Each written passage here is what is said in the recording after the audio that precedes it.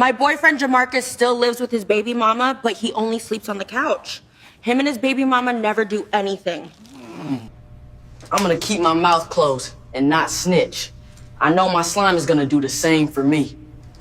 The government would never lie to us.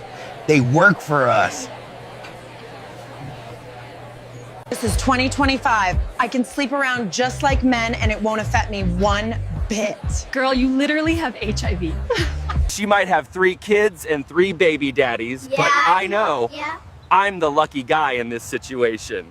I only made $42,000 this year, but it's my duty to pay my taxes. America would fall apart if I filed dishonestly. My daughter is going to have a sleepover at her classmate's house, and I trust she will be perfectly safe in a home full of people I don't know. Happy wife, happy life. As a man, I don't deserve to seek any fulfillment outside of serving her until death.